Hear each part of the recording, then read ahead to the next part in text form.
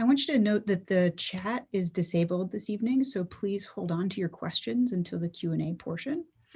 If you're collecting CEUs, you received an email from Cyber and Carly specifically with a link to a sign-in. And so we ask you to just complete that as you're signing in. And then at the end of our time today, you will receive an email with a satisfaction survey and a sign out. So please complete both of those things at the end. If you have any questions, please feel free to email cyber@simmons.edu. Just a little bit of a note about Cyber. The Center for Innovation and Behavioral Health Education Research at Simmons University is intended to be a hub of innovation in training and research in healthcare, technology, and substance use, with the goal of serving urban and rural communities by increasing access to really high quality evidence-informed care. And today's webinar represents a focus for the center at the intersection of racial justice, technology, and clinical social work practice. So it's my pleasure to introduce you to our cyber visiting scholar, Mike Langlois, who has 25 years of experience counseling adults and families. He started out working in a public school and clinical settings to advance access of students with differing abilities and learning challenges. His work includes treating patients who, from a gamer affirmative stance, and his theoretical background combines psychodynamic theory, contemporary cognitive and learning theory with cutting edge technologies. So what I'm gonna do is pass it off to Mike. And then Mike, if you would be so kind as to introduce our panelists this evening, that would be wonderful. And I'll let you take it away, Mike. Okay, great. Thank you very much. Good evening, everyone, and thanks for joining us for the second segment in our year-long cyber series on racial justice and emerging technologies and social work practice. Over the next several months, we'll be looking at how race in the United States impacts education, health, and behavioral disparities, and how emerging technologies can widen or narrow these disparities. In Los Angeles. We will examine how social media can create cultures of shared meaning for oppressed groups and can also foment hatred and cancellation, all of which can and do affect behavioral outcomes. Tonight, we're going to talk about Twitter. An estimated 22% of American adults use the social media platform Twitter, according to the most recent statistics from Pew Internet Research. Twitter users are younger, more educated, and more likely to be Democrats than the general public, but there are definitely a wide range of opinions and expression happening on it.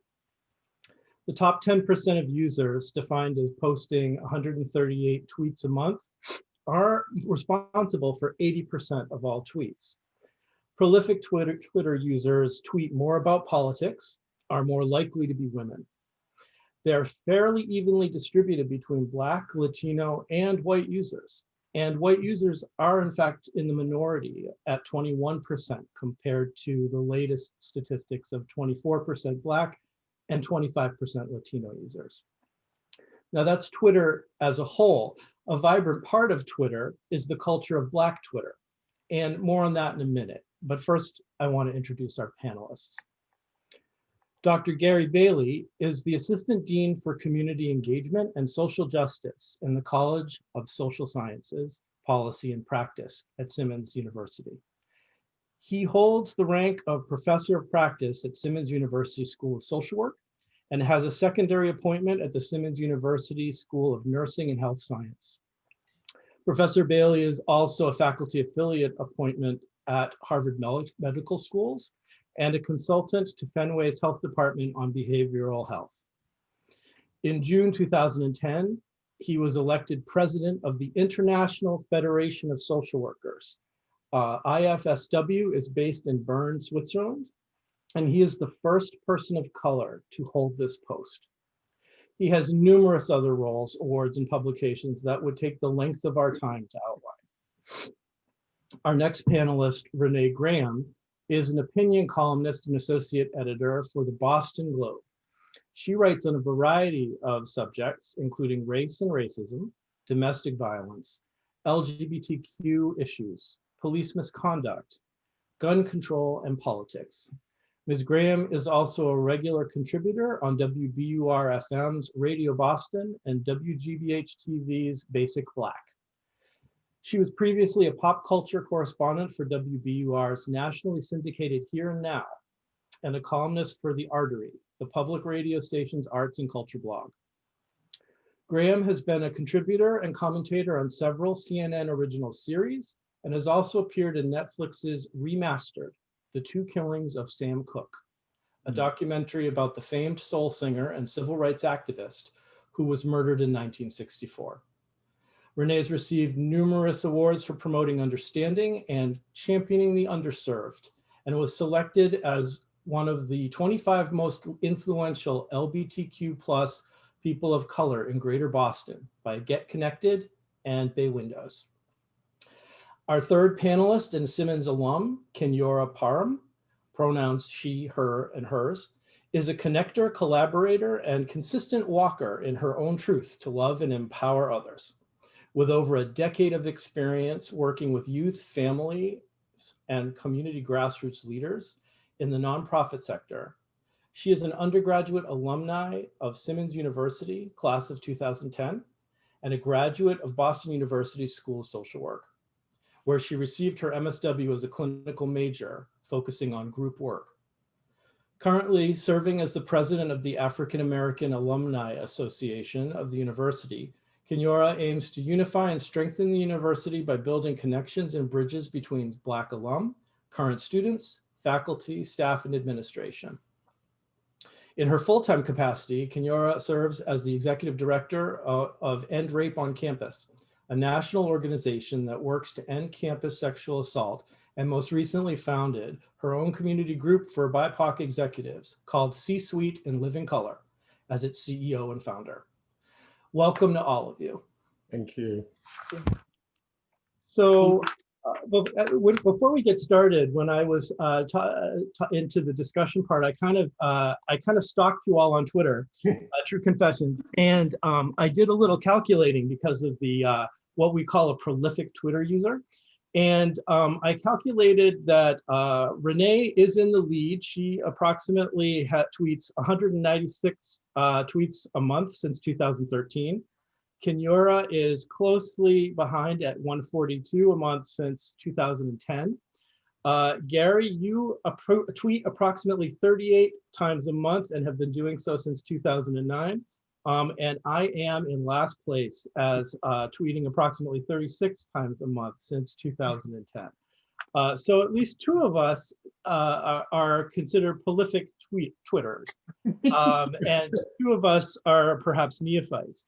But I guess I want to ask all of you to maybe give us your sense of what you consider Black Twitter is. How would you define it? I don't mind going first as the youngest, maybe. That's a presumption.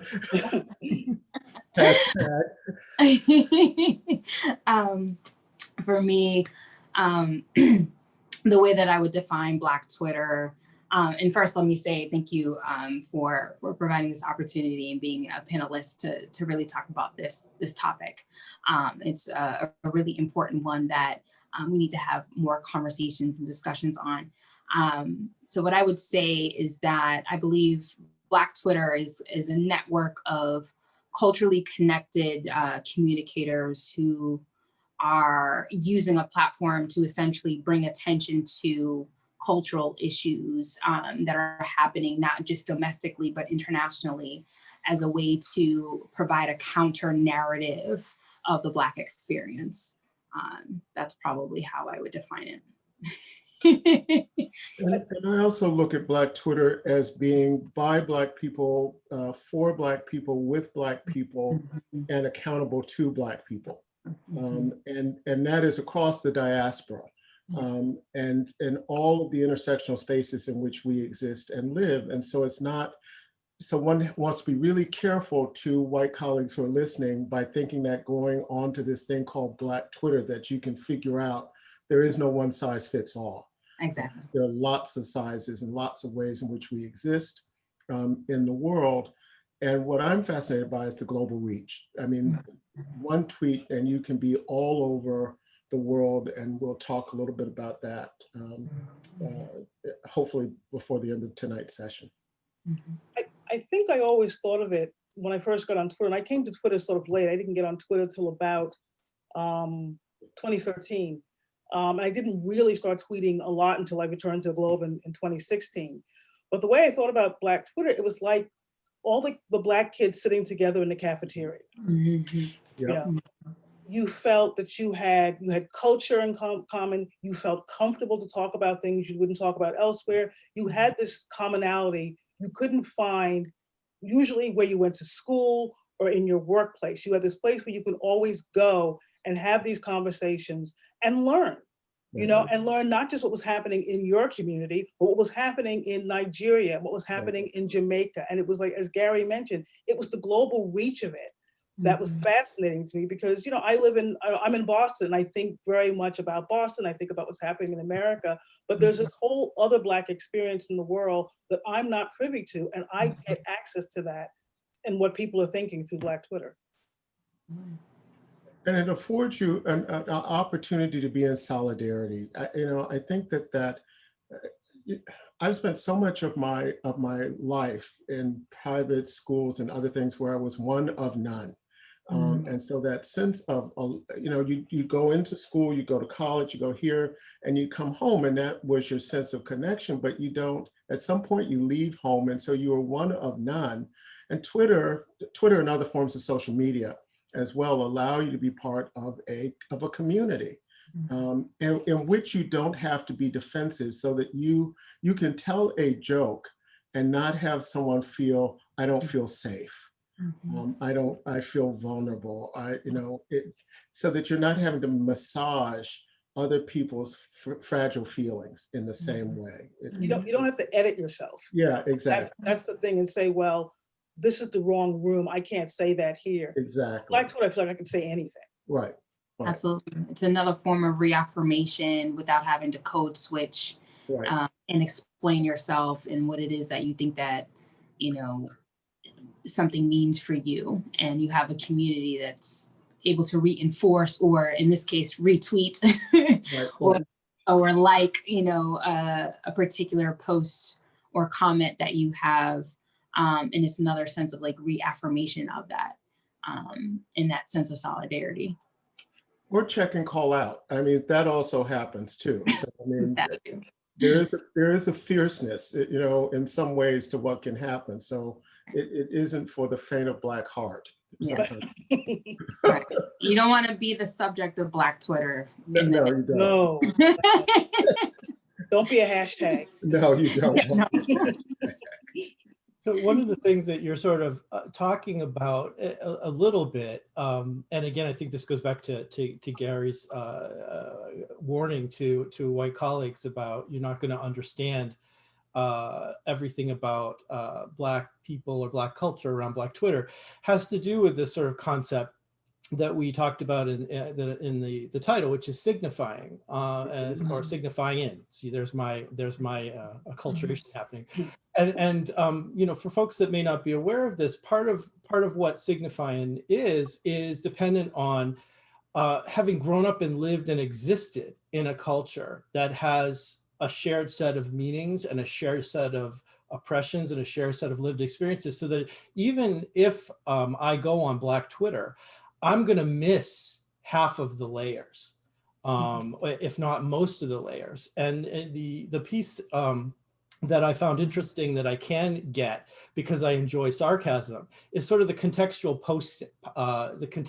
poaching that happens. And so, for an example, as a way of resisting to news headlines that were extremely racist, there was the hashtag that AP headline came up. And one of my favorite examples that you guys might have seen was sort of AP headline: poor Nazarene from low-income housing has negative health incomes. And it's an example of contextualism and signifying that is wonderful but unavailable to a lot of us. Well, signifying, the whole concept of signifying is and I put the NG on it as well. But signifying was a safe way. You know, what in queer space, I was trained in my gay youth by people was another form of throwing shade, except it wasn't direct, because the signifying is being able to say something to someone in a way that everybody knows what you're talking about, but no one can accuse you of doing it. Mhm. And very often signifying was a way in which for Black people at a time when speaking up and speaking back was not safe. It could end up being deadly, particularly when you did that across racial lines. So the ability to signify um, both internal and external has historical markers. There's a great poem by Maya Angelou where she talks about having lost a dime once to another, and she's having this conversation with another woman about, I lost a dime, I hate losing things, blah, blah, blah, blah, blah. The subtext is the other woman is involved with the other woman's boyfriend, and what they're basically talking about is a man, not a dime. But a man never gets named, but if you don't understand the context of the poem, you miss the whole thing that's being talked about in front of you. And that's what Twitter allows to happen as well. Especially with this whole concept of like sipping tea, right? Like some people make them into a conversation and think that sipping tea is a literal thing, when in fact, what it really is just a shorthand way of showing maybe contempt for something or an understanding of something or an acknowledgement of something, to really bring to light like this kind of understanding when it comes to throwing shade at a particular comment or issue that's happening. And again, it's that ability to not code switch, but to just be like, you know, I'm just gonna sip my tea over here real quick. Now, and sipping tea, not to be confused with spilling tea. Exactly. Which is something else entirely, you know, I mean, which is just to talk about what's going on in a rather direct way, but indirect, but a direct way, you know. So what you see when someone talks about sipping tea, then you will often see the gif of Kermit the Frog. Yeah, sitting there with the cup in his chest. Yeah, You anticipated my question, Renee. Is Kermit sipping or spilling? He's sipping. He's sipping. He is very distinctly sipping. Okay.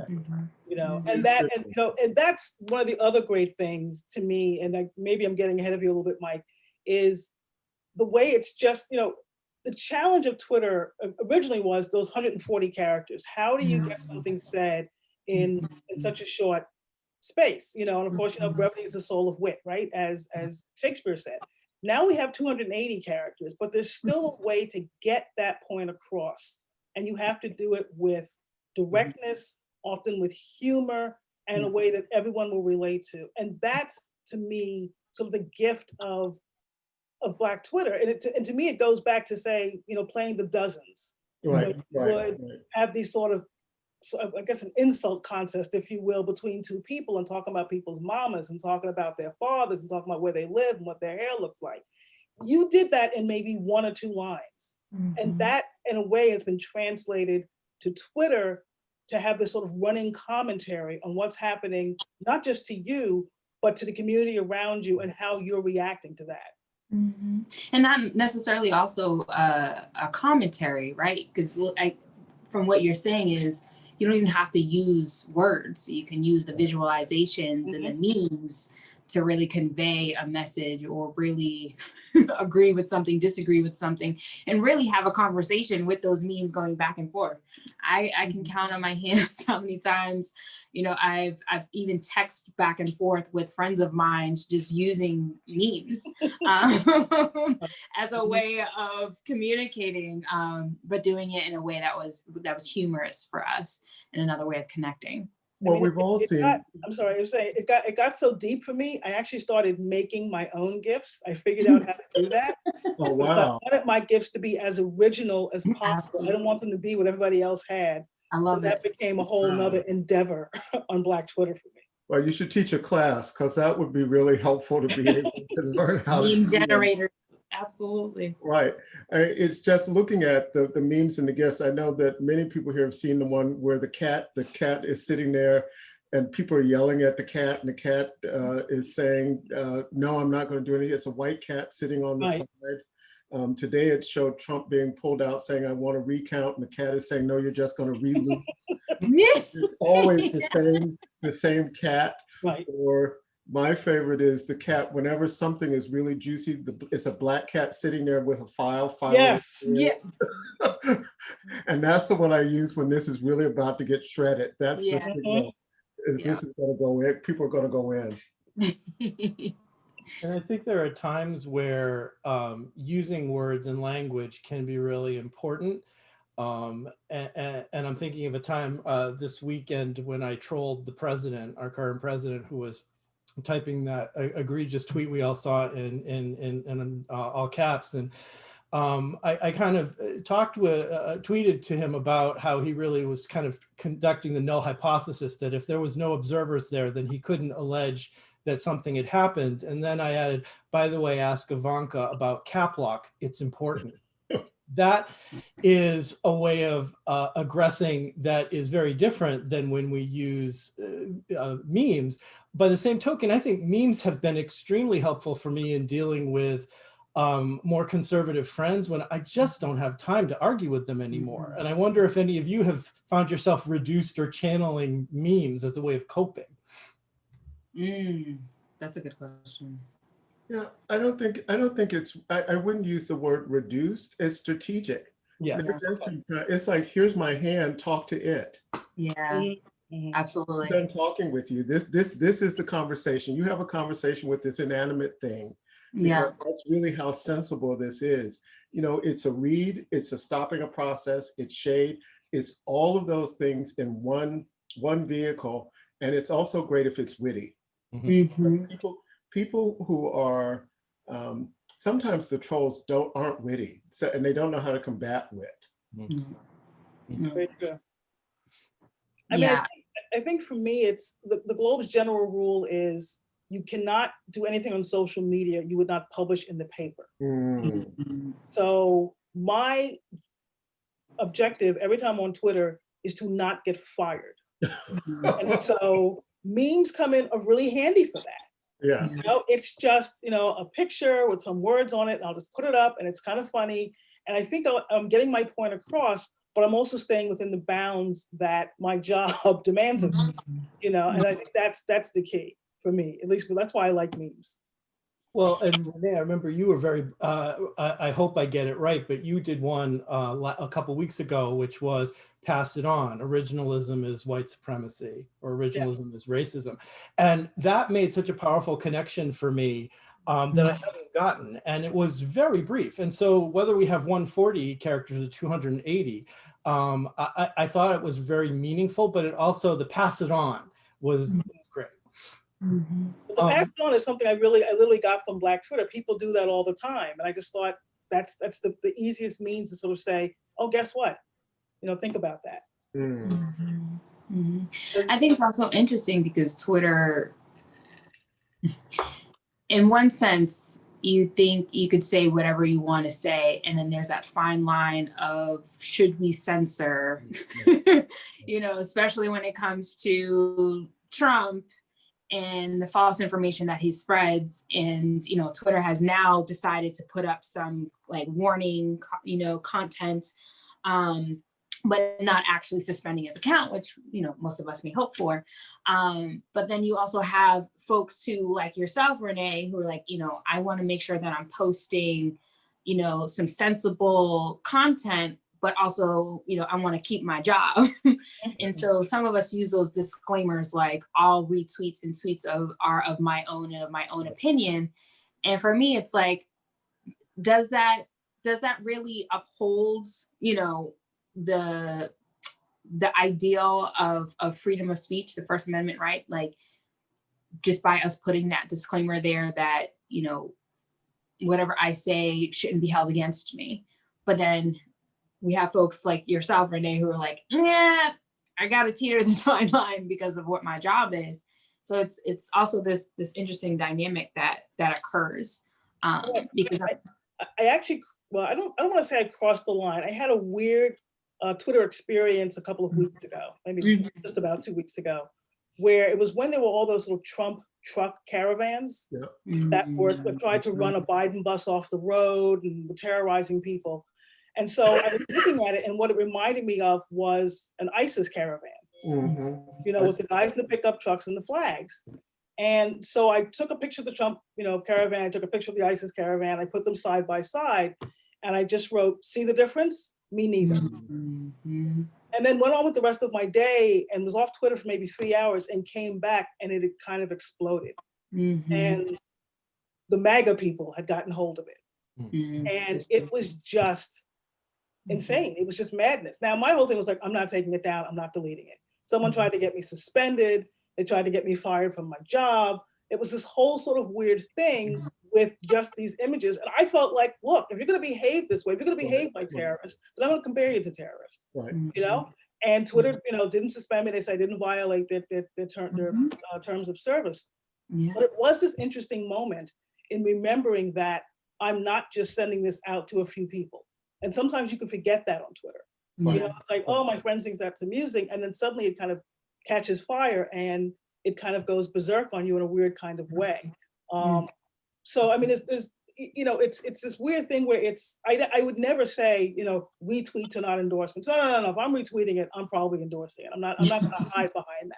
You know, I'm not going to say, you know, these thoughts are my, who else thoughts would they be? What, my sisters? No, they're my thoughts. I'm right, right? So, you know, I think there's always a line that you have to, at least for me, I have to be wary of. Again, not going to, you know, I would have called the Trump caravan ISIS in print. Right. So I felt like I was completely within my rights to do that on Twitter. But there's always this memory of this thought of where that's going to lead. Because, you know, Twitter can also be very, very nasty. And very toxic as well. Absolutely. Yeah, and let's not forget, you know, as we're sort of talking about, you know, these, you know, tweets by Trump or anybody that now are being, you know, censored or saying maybe this is inaccurate or this has not been proven. It's 2020.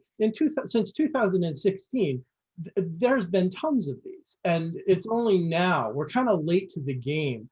You know, for Twitter being censoring these things, and that all of these things are being censored or not censored, not by algorithms, but by people at a certain point. So, you know, I think that your points are well taken in terms of, yes, of course, it's my opinion.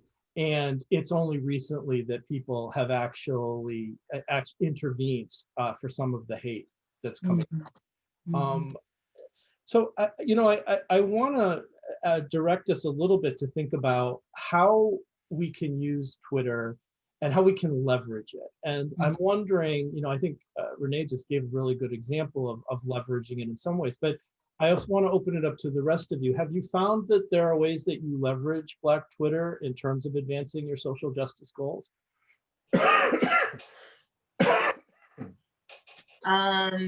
For me, I would say I haven't used Black Twitter in that regard.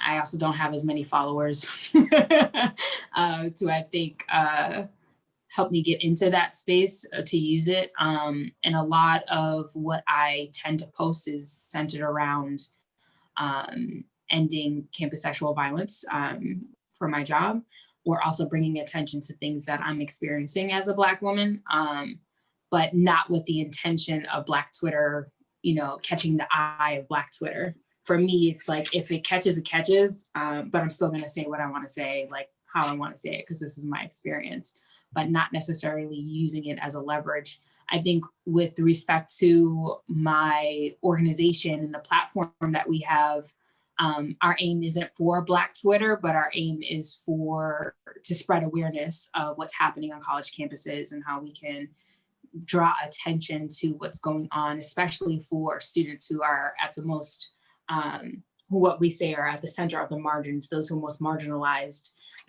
in the anti-sexual violence movement space. And so if anything, we have a great following there where we just leverage, you know, the information that we want to share out with that.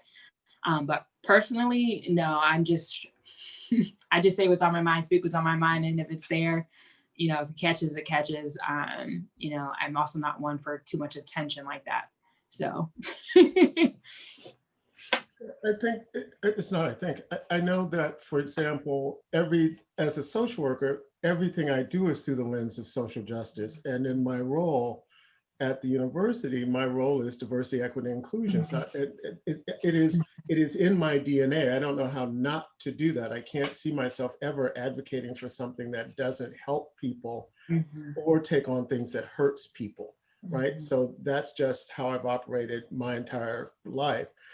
And it's wanting to align myself, not necessarily because of what I've got like 400 followers. It's not to bring them, which is not a large amount of followers, but it's a lot of people I don't know. To be able to try to get them to also think about what equality, equity is really important. The place where the social justice happens is through my leadership role. So NASW, they tweet for me. Women of the Dream, another organization, they tweet. The insurance, I sit on numbers of things that are doing the tweeting around the issues that matter, so that's having an impact. And one of the things that has really been really interesting to me, which is the global piece. It would sound as if it wasn't, but one of the places where I found an interesting global home is being a member of the Sussex Squad. And if anyone is familiar about and it's really post the marriage of Meghan Markle to Prince Harry, but looking at misogynoir, to look at race and racial injustice and the way in which someone has been literally tarred and feathered and in some ways so vilified, that there are groups of people who've come together to support that work and are taking on racism, are naming racism, naming misogynoir, naming the bullying by the press. It's naming things that heretofore in a society and a system doesn't get talked about. And it has also been supporting causes that are making the world better. Planting trees, helping homeless. It really has been fascinating to watch this kind of bubble up to create space and do good work based on someone values and beliefs that is also doing good work and trying to support that. That's been really interesting to me recently. And I would also add to that too, that, Black Twitter brings to light issues that we probably wouldn't necessarily see in, what's her name? The Amy's and the Karens of the world, where Black Twitter is now bringing attention to how white people use white supremacy as a way to use as a threat towards Black folks. And so what we're seeing is, this new wave. I don't want to even call it a new wave, because I feel like, first of all, have been plenty of people out here, such as yourself, Gary, who is out here, and Renee, who are doing this work and have been doing this work for years in terms of racial justice. But it's now, I feel, has a heightened awareness around it because of the technology that we have at hand, because we have Black Twitter that's bringing attention to hashtags like Say Her Name, I Can't Breathe, Ferguson, or even even internationally, like Bring Our Black Girls Home, and so it's bringing attention to a lot of racial injustices and other systems of oppression that don't necessarily get, on the 5 o'clock, 10 o'clock news, and if it is brought up, it's like, a very 5-second, 10-second kind of, clip of it. But now we're starting to have a truly larger national discourse, especially with BU's, now hiring of Ibram X. Kendi, building the new center on racism and doing a lot more research. And so I think it's definitely opened up a lot more opportunity to truly have some in-depth conversations as to the nuances that play a role. And I think Black Twitter has definitely been a factor in helping to create that momentum.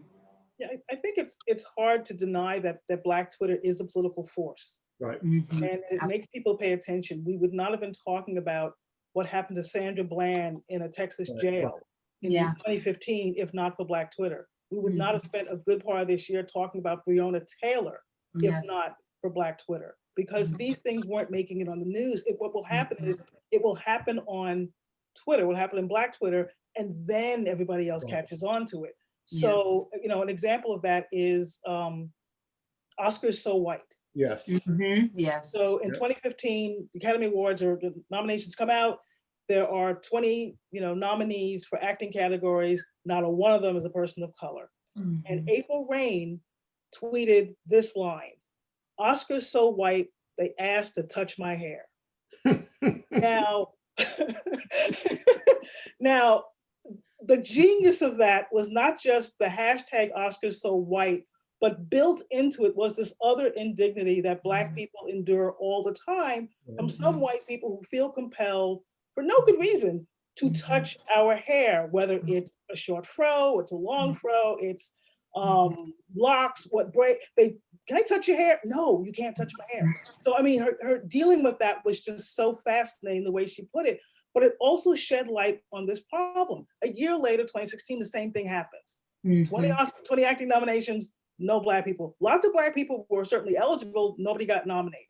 And suddenly then it became this thing. And people started saying, well, why is that? You had these movies. And it wasn't just about nominations. It was about the opportunities. Who gets cast in these films? Who gets to make these films? How are these films promoted? All of these things really came from those three words: Oscars so white. And it forced the Academy to look at what it was doing. It got a new president. It changed the people it was admitting to the Academy. It changed how films were being nominated. They've even taken so far that you have to have a more diverse cast and crew to be nominated, because otherwise it doesn't change. That happened from three words that sort of caught fire on Black Twitter. So it's impossible to deny the impact of Black Twitter. Of course, there's even a better example of that I'll let someone else. Well, and there's also the ways in which shows like Scandal, How to Get Away with Murder, that featured Black leads, I mean, which is unheard of, you know, to really look at Kerry Washington as being the first Black woman to lead a television drama and be nominated in her own right as Best Actress since the phenomenal Miss Diane Carroll, and having Scandal as a hashtag that really made a show catch fire, or Olitz as a hashtag, and having people tune in, not because it was, and Shonda Rhimes. And so looking at all of those things and creating the influence, the sphere of influence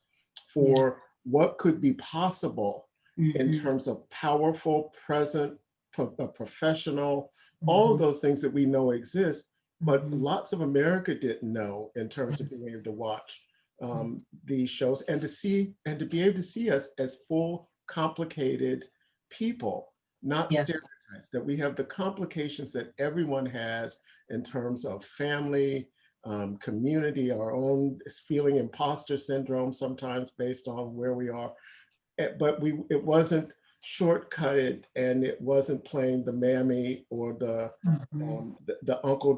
uncle driver of the car. It was a full-fledged person. And those are the things that I think Twitter has helped it has given audience, and people who track it then see there's an audience there and we're going to invest in it. The audience isn't invisible. Right, Because exactly. when these shows are on, people are tweeting the entire time. That's part of it too. There's this sort of participatory aspect to Twitter, that this event isn't just happening and you're watching, you're part of it because you're commenting as you would in the movie theater with your friends, screaming at the screen. It's the same sort of impact. And it's done this way. And don't think that Hollywood producers and directors aren't noticing it. Oh, right. Absolutely. The live. You know, in a nutshell, you've actually just kind of given such a great example of Black Twitter, haven't you? Where we started with Breonna Taylor, and then we went to the Oscars, and then we went to imposter syndrome, and the politics and the culture and the tragedy and the pain and the art and the creativity just go back and forth. I did want to go back to something that both Kinyar and Renee, you alluded to when we were talking about hashtags, and you were talking about, you know, the hashtags like Breonna Taylor and those that have kind of really brought us an incessant reminder, making it harder to forget and therefore harder to deny sort of Black violence. at the same time, I wonder sometimes if there's also another side to that where after a certain amount of time, it becomes so cognitively fatiguing for people that they dissociate, or that people get lost in this never-ending stream of Black violence. And so that it lose some of the historicity of, say, a Rosa Parks or an Emmett Till, or something that it was not that they were the only folks suffering or hurt, but our attention got directed a little more than Twitter does. Mm. Mm. So, so Mike, what are you? I think it's interesting that every generation will have that individual, that horrific moment that becomes the moment, you know. And we look at Emmett Till, and I use Emmett Till as an example. Even I have sometimes thought that Emmett Till's murder, his brutal murder, and murder doesn't capture what happened to Emmett Till. It was barbaric, and there are lots of other words that capture what happened to him, which is why Mamie Till wanted people to see what they had done to her child. So that becomes the moment. But there were hundreds of Emmett Tills whose names we will never know, but somebody does know, right? And those names weren't being collected. So media allows us to, Twitter is one vehicle that allows us to almost immediately know that something has happened and to get the word out.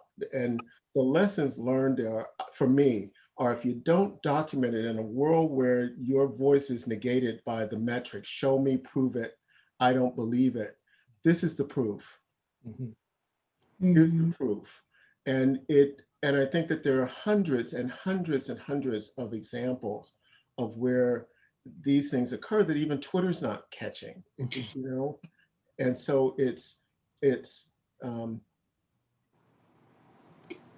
I just think it's such a powerful moment of bearing witness. There's a certain spiritual religious context to this of what it means to testify and bear witness to pain, to joy, but this is bearing witness to atrocity and making sure that people see and say their names, see what has happened. And I don't know that for some people, I think you can move out of watching it and seeing it. For others of us, we've never stopped bearing witness. We have no choice because to stop bearing witness is the most dangerous thing that we can possibly do, so that we don't, the privilege is to not have to notice. Right. That's what privilege looks like. Absolutely. And I would even say that, you know, with the heightened use of whether it's Twitter, Facebook Live, Instagram Live, any type of social media platform, what we're also seeing is the mental health repercussions that it could have on folks who are watching these atrocities happening to Black and brown folks, you know, whether it's the first time they're watching it or the second or third time they're watching it. I know for myself, I've watched the video of George Floyd, the full video. And for me, I had to watch it because I'm like, I need to see that there's actually someone who is deliberately doing something.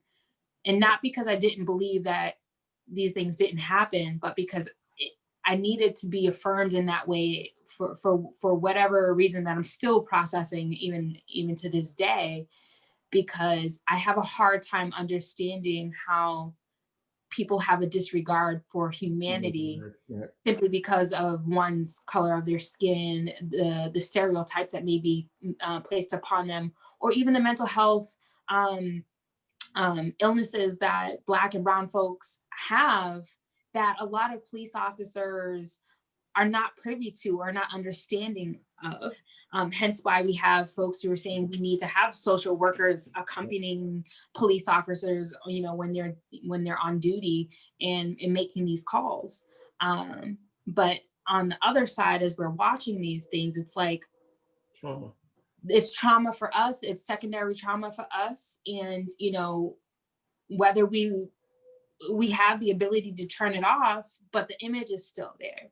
And so I think it also begs the question of like, what are we doing for ourselves and our communities once we do see something and recognize that? And sometimes we revert back to Twitter to talk about what's happening, what's going on, and trying to be in community with one another. And sometimes we're even holding each other accountable of like, please stop showing this video, or at least putting a trigger warning on there before viewing, such video or sharing anything, and offering resources to folks who are watching the videos, to say, here's, immediate hotlines that you can call into. If you're looking for a therapist, here's all these, different affinity like in intersectional resources that folks can now tap into. But it's still, the trauma is still going to be there, because whether or not you decide, oh, I'm going to turn it off one time, you might not turn it off the second, or it might just come up on your screen by accident. So I think we need to start even talking about like, what does coping actually look like for social media users in general, and not just Black Twitter, but what are the mental health approaches that we need to be taking and really incorporating into our work. I'm so glad we're talking about this. I'm so glad you mentioned the mental health aspect, because something I've noticed this year that I didn't see in years past is people, there's a caretaking aspect that I see on Twitter that wasn't necessarily there. People saying, either stop sending Black people videos of other Black people being traumatized, or just saying to people, it's okay, you don't have to watch this, because you have the sense that you need to bear witness. You need to see what happened. You need to do it almost to honor and to respect what happened to that person. But at the same time, the person looks like you. That person looks like your family. And immediately your thoughts shoot to, oh my God, that could have been me. That could have been my partner. That could have been my nephew. You start to have that. So that the idea of how mental health plays into that, and how, at least to me, it seems like people are increasingly looking out for each other and giving that permission to say, you don't have to watch this on a loop, because when you have something like what happened to George Floyd or what happened to Jacob Blake, that can pop up in your feed over the course of a day, dozens and dozens of times, and whether you hit it or not, that is still there, of the police zeroing in on somebody, or a cop's knee on a man's neck. You see it when you're on Twitter, it's in your mind, you turn on the news, it's going to be there. And so I think it is so important to talk about the caretaking aspect and the mental health qualities that need to be part of what we do on Twitter. And we're also seeing discussions about mental health on Twitter, as you were saying, Renee, that is helping to destigmatize within Black communities what it means to seek help for mental health challenges and issues. So this whole destigmatizing, Twitter also becomes a place where I'm seeing more people asking for support or sharing that they're going through something. I just saw someone as part of the squad who was saying that their mother had died, and people going in to offer support around that, but the person being able to name it to strangers and people being able to respond to offer help is really a positive resource that's there. But it helps to reduce the stigma that exists in so many places around mental health, and being able to go in and ask for help when help is something that has often been missing when we've gone to seek help. It's just not been there, or it's not culturally competent in any way, and it makes you feel worse than when you started. Absolutely. I wish that, we're not going to talk a lot about Facebook because it's Twitter tonight, but I do wish that more of my colleagues in the mental health field were thinking and talking with patients about the concept of algorithms, of helping people understand that the default for a lot of social media is what's most popular. And what the computer thinks is most popular is what's gotten the most shares or likes. And so in a case where you're watching traumatic material like race violence, the fact that people are sending it upstream more quickly and easily is something that people could actually adjust. But because we don't talk about that very much, it makes it harder for people to cope with it. Well, that's why Safiya Noble's book, The Algorithms of Race, is so important. And you can go on Safiya Noble. You can listen to her TED Talk. There's a great interview that she did as part of the Time 100 that was curated by Meghan Markle and Prince Harry, talking about how just what you're saying, that, you know, it really is the clicks around hate get rewarded. And it's really important to understand that. I've got a very good friend who's always complaining about different things that he sees in the paper. I keep saying to him, why do you keep clicking on it? Because they're going to keep giving you what you click on, so stop clicking on it. And for God's sake, stop sending it to me, because I'm not clicking on it, right? Because I don't want to feed into it. And so this thing about looking at the ways in which social media technology, we don't do enough talking about who helps to program all of this. And, you know, these are not bias-free folks. And so we've got to really understand the embedded structural racism, white supremacy that exists in Silicon Valley that no one seems to want to talk about, but it's really important to talk about, that these are not neutral vehicles. Yeah, there's an actual Netflix documentary called The Social Dilemma that actually talks about, it's like former Silicon Valley tech folks who worked at the Google, Twitter, Facebook, Instagram, who basically are revealing the secrets, if you will, around the algorithms and how they deliberately knew that they were deliberately manipulating people. Right. So it's an interesting documentary that I would highly suggest people watch. You know, I guess I want to think about, you know, one of cyber's missions is really talking about and coming up with strategies to reduce health disparities. And I know that on the surface, it may seem very to people in our audience, what's got Black Twitter got to do with reducing health disparities? But I suspect there is some really easy dots that we might be able to connect. And I wondered if you had some experiences or some ideas about examples that you saw where people were using Black Twitter as a way of reducing health disparities. I immediately, as you're saying that, Mike, thought of when Chadwick Boseman died earlier this year. And it got people talking about colon cancer, right, and how much more prevalent it is in communities of color, amongst Black men, how it tends to be much more virulent, and Black people tend to die more often from colon cancer than white people do. And they were having this conversation because here was this much beloved actor, you know, who played, you know, was the star in Black Panther, who was now dead. He was 42, 43 years old, and everyone felt very, I mean, it hit people really hard because it was also in the middle of everything that was already happening with the pandemic. We've had to deal with so much death this year and police violence. And here you now had Chadwick Boseman dying. But people started to have this conversation about, get yourself screened. It's not that hard to do. Go do this. You know, I'm over 50, so I've been screened. Get it done, because, you know, you don't have to die from this. This doesn't have to happen. And I just thought it was so fascinating how that went from sort of mourning this actor to trying to save other people from what happened to him. And to me was just a sort of perfect example of giving, and of course, lots of doctors are on Black Twitter talking about the instances of colon cancer and just getting screened for the cancers, whether it's a mammogram, whether it's prostate cancer, whatever it is, getting screened, because the health outcomes tend to be far worse in communities of color. I would say even Chrissy Teigen, her miscarriage and sharing her vulnerability around that, especially for Black women and women in general who often don't talk about miscarriages and childbirth, especially with miscarriages or having to deliver even stillborn babies, like bringing a really significant conversation around that actually opened up more doors in terms of encouragement and community amongst women. And at the same time, Chrissy Teigen was also trolled by a lot of people.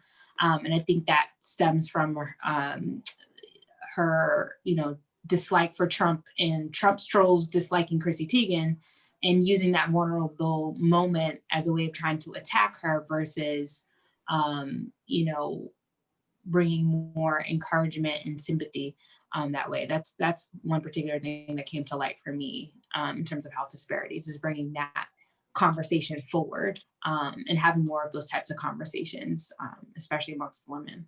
There's a project that we're working on at the university, and that I'm acting as one of the co-PIs on, which is called Doctors on Call. And Doctors on Call is funded by the Kellogg Foundation, a small grant by Kellogg Standards that is in response to disinformation in Twitter, Instagram, in social media in general around COVID, and wanting to make sure that information gets into people's hands, particularly in predominantly Black communities. And so putting out and developing accurate information around the pandemic that can get into communities, and looking at Boston, Columbia, South Carolina, Raleigh, you know, looking at areas that might not have access to or may have more historic disparities hotwired into the systems. And we're using Simmons students who have applied and been selected to monitor social media, and their responsibility is to just continuously be out there pumping information into social media. So it's really exciting to be part of this, and to and be doing this, because it's corrected, because you know that something was messed up. The information didn't get to people. So much information that was coming out was inaccurate. Really look at how many Black and brown folks have unnecessarily died. Would this epidemic look different if the face of the dead, if the race of the dead looked different? I guarantee you it would. You know, AIDS would look different if it had been straight people dying early on. You know, we'd have a cure by now. So we understand that it would look different. Let's not pretend that it wouldn't. And that's why we can talk about sacrificing more lives, because of whose lives are being sacrificed. And so it moves you then to talk about white supremacy at the base of health disparities, which is where you want to begin moving to, and using data to drive those conversations. It's really exciting to be a part of that. There's one other person that I would lift up. The work coming out of, there's an Australian BIPOC activist, though he hates the term BIPOC, and that's been a whole other interesting discussion. Who gets to call people whoever what? That's been really fascinating, but his name is Alexander Leon. And he had done a piece that went viral about what it meant to come out and to be as a queer person, as a gay man. That was just a really powerful piece that got me following him. And, you know, and sometimes he's really funny, other times it's really powerful. He talks about what it means to be, he's in London right now on the second wave of being locked down, and really being socially isolated, not being able to go home to Australia to see his family. It's really been this powerful journey of health and mental health, and the process of what it means to come out, and all of these different pieces. So that's what Twitter can also offer, are gateways into all sorts of disparities that we heretofore have not always talked about or saw the connection to them. I just think that there's so many real possibilities. And TikTok, we haven't even talked about. We could talk about TikTok. I've got friends. I have friends now where that is the new. I'm getting TikTok things from people who I thought would never go there, and they're really. A friend of mine who's 75 has become a TikTok junkie, and I'm like, what does that mean? There's a rabbit hole of TikTok, for sure. And he's really into TikTok. Yeah, TikTok for me. TikTok is for food. Instagram is for my dogs. I was telling Kenyora, Twitter is a different animal. And you know, as you all were talking about health disparities, it was kind of poignant for me, because it got me wondering, what would the early days of the HIV/AIDS crisis have looked like if we'd had Black Twitter or gay Twitter, or like how many people and how many health disparities might have been actually helped by that.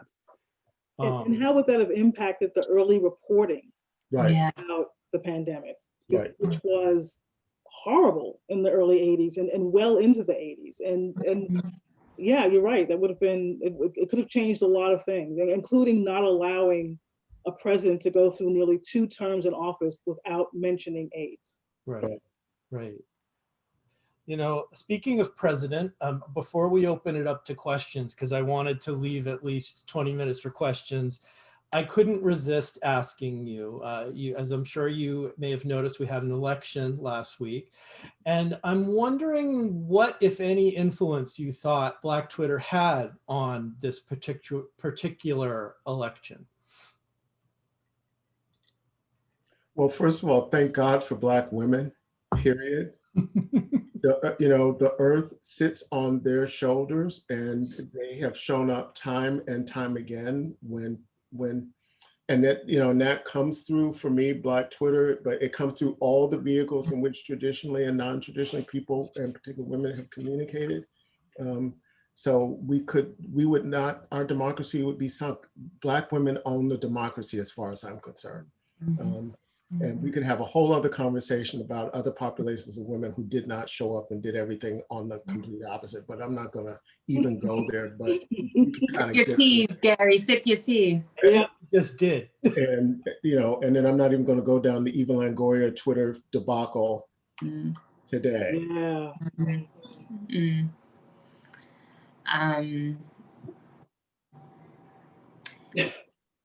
For me, I think I had an interesting perspective because I was able to work alongside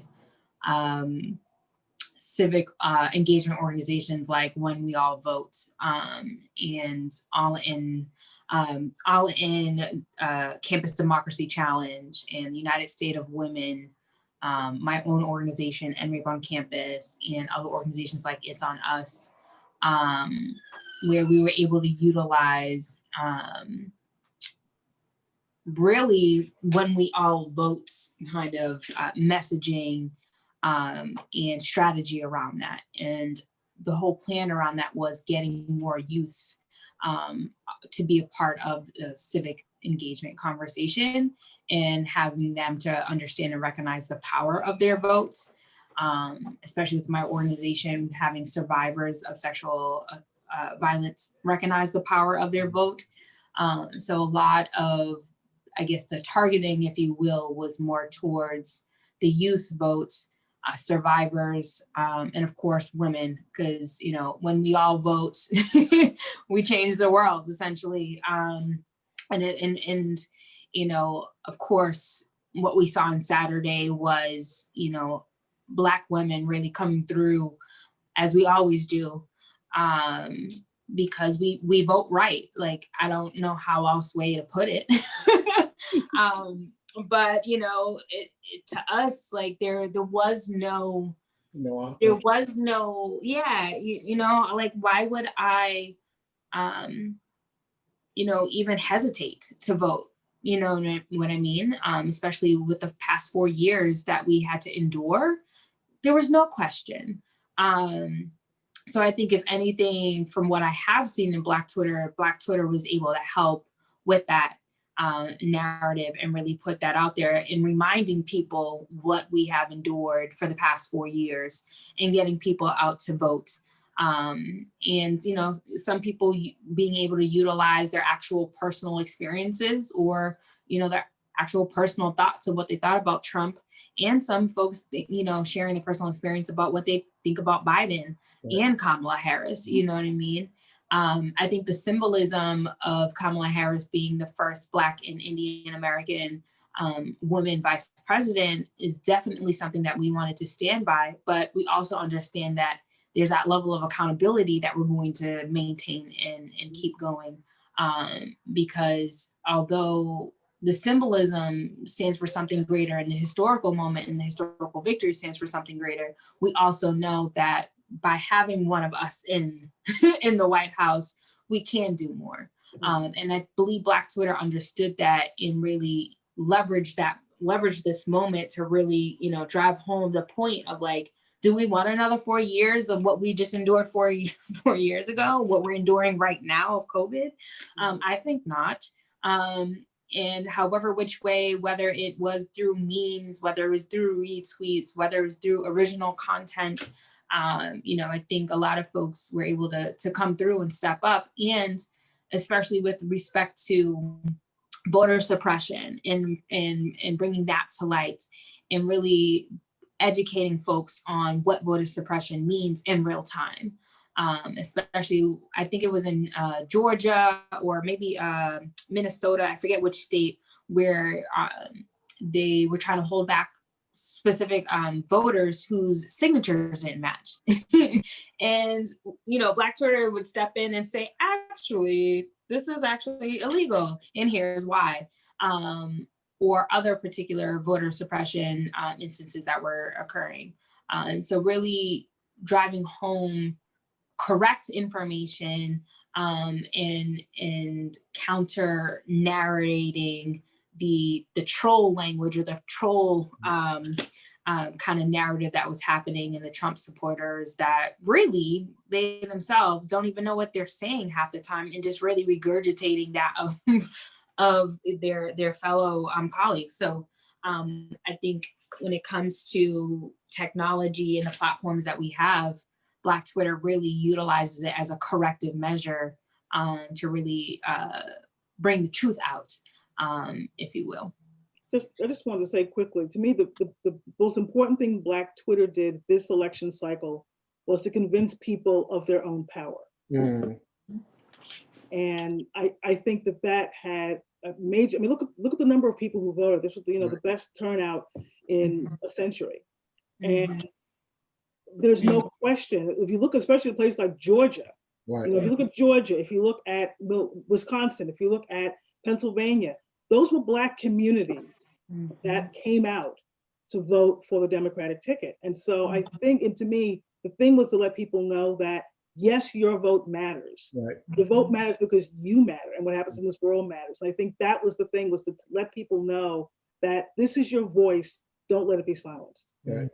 And Renee, I want to give a shout out, and people should follow Renee on Twitter, because she actually highlighted something recently, which is after this historic moment, Jeff Jacoby was already trying to take away the historicity of the moment by saying, we've already had a two-term Black president, this is just normal. And Renee just tweeted, kind of held up that photo to a picture of 45 white male vice presidents and Kamala, and said, I'm gonna just leave this here. Right. And I generally don't do that because I work, Jeff Jacoby is a fellow Globe columnist. I don't really like calling out other Globe columnists, but that one I had to. That really upset me a lot. And I'm glad you did, because I think it was amazing to me to see what you were holding up was both sort of the tradition of 45 white men, and now we finally have a woman. And at the same time, here's a white man that's actually trying to pivot and take away that historic victory and say, oh yeah, but this is normal. It's not a big deal. This is not a big deal. I don't know why people are making such a big to-do about this. And it's just like, yeah. So, there's a form of accountability too. You had to hold him accountable to his words. Right. and in Twitter world, you had receipts. Here's exactly. That's what it is. It's called a receipt. Exactly. Receipt. You can argue amongst yourselves, look at the receipt and tally up the bill. It's like bam. Right. You know the motion, you know what I'm talking about. Absolutely. So are you guys ready for us to open it up to questions? Sure. All right, so waving my magic hands, and hopefully we can open it up. And are there any questions, or people have something to say? Or comments? It's your hand.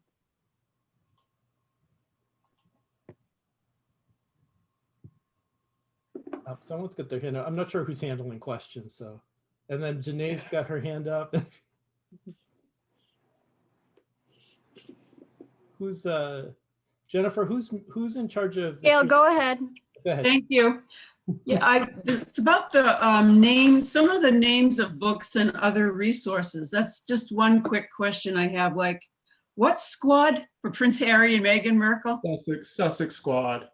How could you spell that? Is there a chat? It's like their title, Sussex.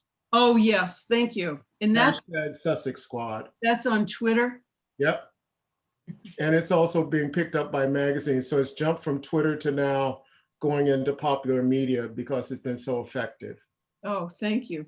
And the Australian activist's last name?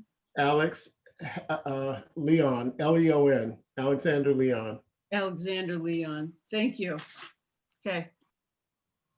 Janae, you can go. You're muted still. Oh God. Oh, hi, hello. Right. This is a question for, I guess, everyone. Do you feel like Black Twitter took a positive exploitation of the pandemic to start having a more larger, more positive voice?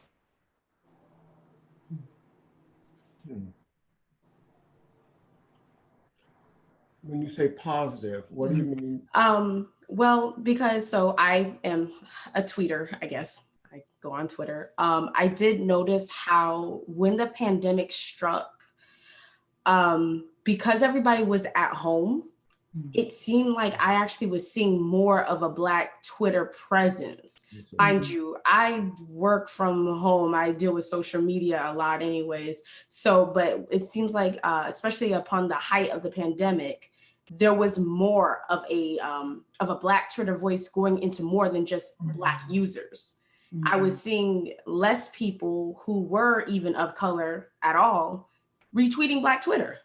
So like, I was just wondering, do you guys think that Black Twitter really took a positive exploitation? Like they saw that there was a pandemic, they saw that everybody was at home anyways. Do you think that they were like, hey, yo, this is actually our time to be unapologetically Black and to just go full throttle? Because I'm gonna be honest, the amount of significance that has happened with Black Twitter in these past couple of months has been crazy. Even crazier than when Trayvon Martin was murdered.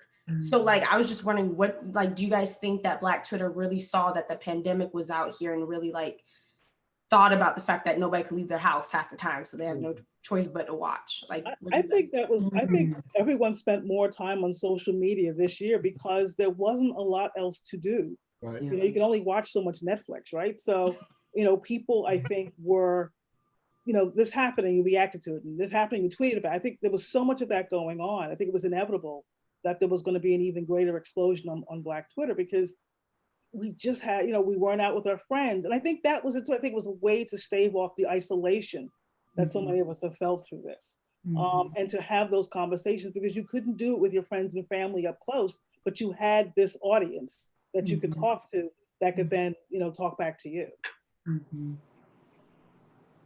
And I also think that there's the moment that comes where I've been describing the last 8 months, and particularly the first few of them, as a perfect storm.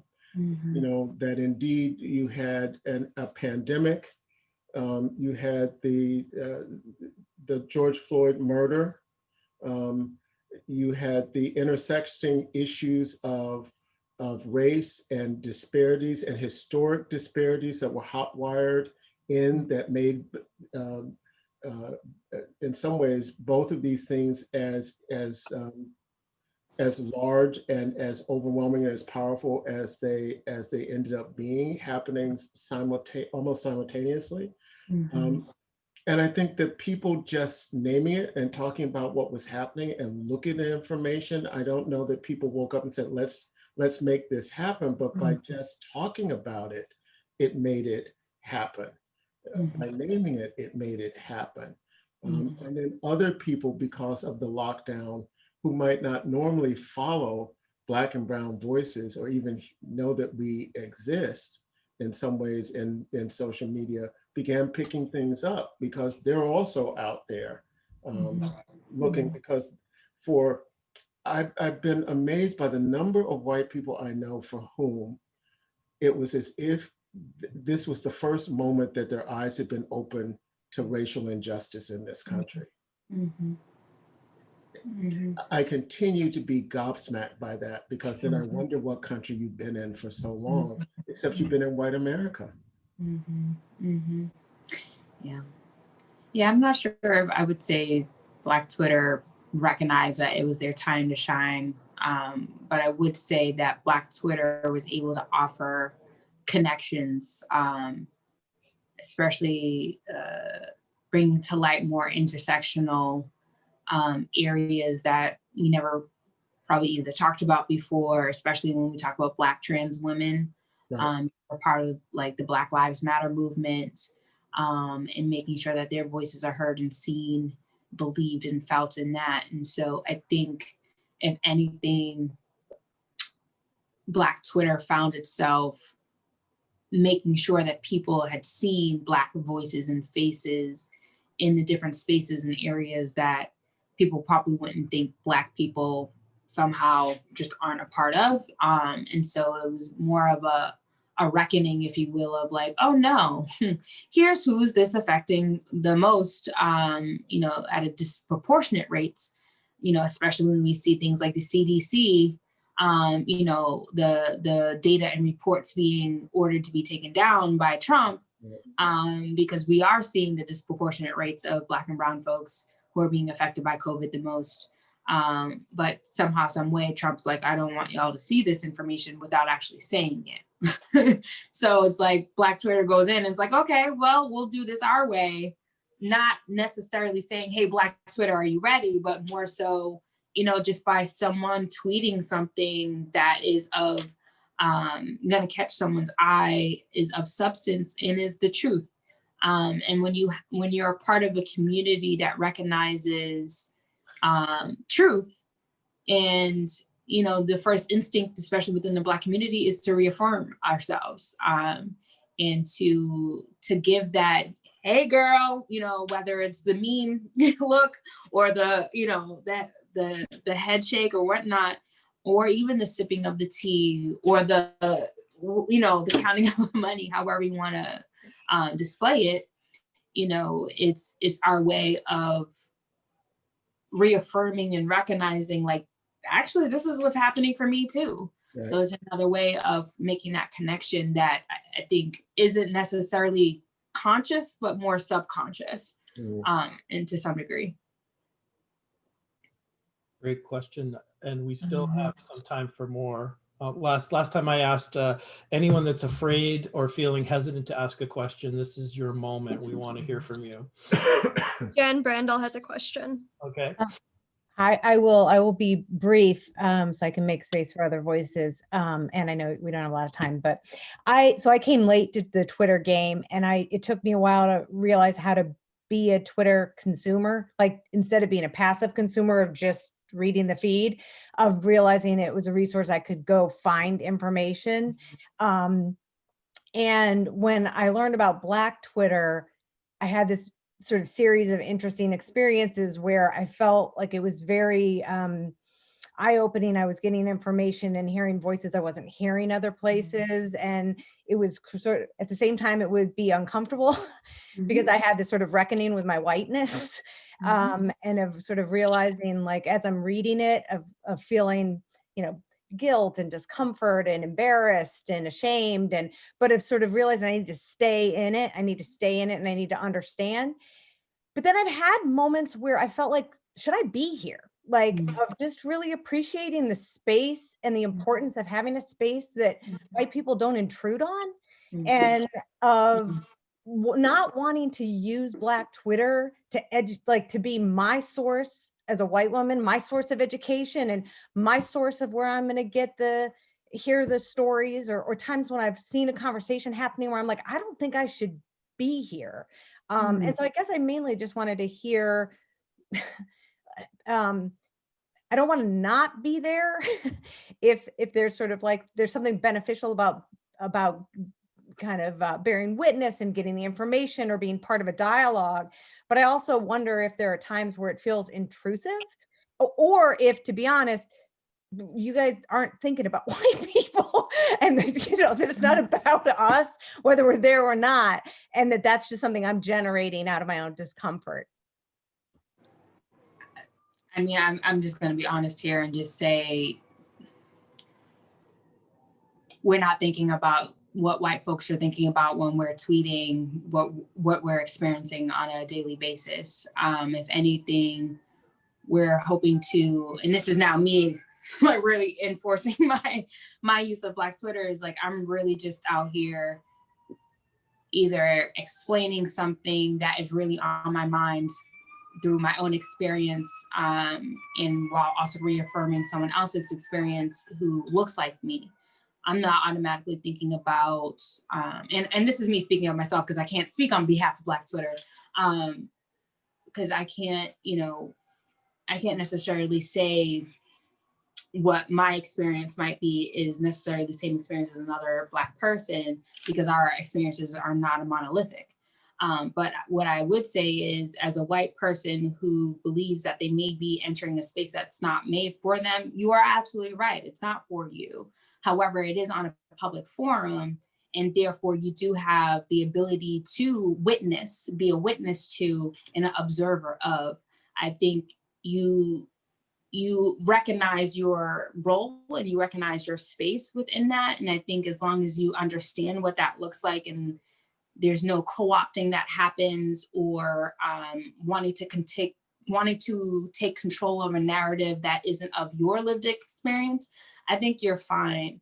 If you interact with Black Twitter is not necessarily going to kick you out unless you step and cross the line, like, you know, pretending to be, or walking around thinking you're Black, like a Rachel Dolezal. Like that's where Black Twitter will certainly cross the line and put you on blast, so to speak. But I think your interactions with Black Twitter as a white woman, as anyone who may identify as white or not Black, you know, it's not an exclusive space in the sense of you can't partake, but it is an exclusive space in the sense this is not your lived experience. So don't try to think you understand just by simply responding to something, and recognizing, like, you know, there is differences, because you might get a meme or some sort of visual where people will just be like, huh? Where did you come from? Because Black Twitter will go in and, you know, do their research on who you are as a person and dig up some things. So there's a fine line that I think when white people come into Black spaces, they have to be ready to be held accountable for their actions. And I'm not saying you have done anything, but no, but I think it raises, like, even if I'm not, because I don't tend to respond to stuff on Twitter usually anyway, but certainly I don't in Black Twitter. But there still is, like, almost like, is that voyeuristic? Is it like I'm like, oh, I'm peeping in the window watching, that feeling? And again, that may be me and just my internalized discomfort and like internalized racism that manifests in those moments. Yeah. And there are times where I'm like, I also know what it's like to be in a queer only space and the benefit of that. And when straight people intrude on that, of feeling like you don't belong here. And so I guess I just wanted to sort of check it with, I can find other resources. I can look up and find like Safia Noble and go and hear her. I can pursue that. I don't necessarily need to use Black Twitter for myself in that way. But I wondered how that lands with you when you encounter white people getting information and seeking information through Black Twitter. Yeah, I think for me, it's just, if a white person essentially steps to me on Twitter with some very ignorant commentary, you know, they're setting themselves up for failure. But if there's a white person who is coming to me very earnestly with a question, or like trying to understand something, it's a little different. I think it's the way in which you approach, you know, Black users on Twitter, especially because there's no actual Black Twitter to space. It just manifests itself in a way. And so that's why, you know, when I say it's a public forum where you are able to observe and witness and be a witness to it, it's because it manifests. But there's no actual like there are Black Twitter accounts, but they're not the gatekeepers, if you will, of Black Twitter. I don't think there is any one person who is a gatekeeper of Black Twitter. I think it's a community that comes together to be gatekeepers, and even within ourselves, you know, in terms of holding each other accountable too. That happens as well. And Jen, I know we're going to have to stop in a sec, but I would sort of, as a white Twitter user who's had, you know, questions about this myself, one of the, you know, a couple of things, one of which you might have come in late for, is because the nature of Black Twitter is so contextual and so involving signifying and layers of meaning that will not ever or easily be available to white people, you can't intrude that way. And in terms of thinking about yourself feeling uncomfortable in a space, Renee and I had this conversation before about Lovecraft Country, and then we should feel uncomfortable in a certain way. It's good for us to get used to feeling uncomfortable in a way that white supremacy has had people of color feeling uncomfortable in such a large place. So it's not a question of anybody giving permission to access Twitter or Black Twitter, but I do think different things come up. You know, I think we project this sense of being intruded as if we're that powerful or influential. And we're probably not that powerful or influential that we're intruding on anything if we're just lurking. I think one thing to remember is that Black Twitter is not centering whiteness. Right, Yeah. Right. You know, Exactly. you know, that's, you come into the room, that's the way it is. You know, not centering whiteness like essentially everything else does. Right, And I think that's sort of the best way to approach it. right. Thank you, everybody. Thank you very much, Renee Graham, Gary Bailey, Kinyora Parham. I think that we're out of time. I always look to Jen to be my kind of firm timekeeper because I would go over with more questions, but Yes, Mike, thank you. that's Mickey the villain. That's okay. I can do that. Gary, thank you so much. Renee, thank you so much. Kinyora, thank you so much for making time. This has just been extraordinary, and I'm so grateful for your generosity. Absolutely. Mike,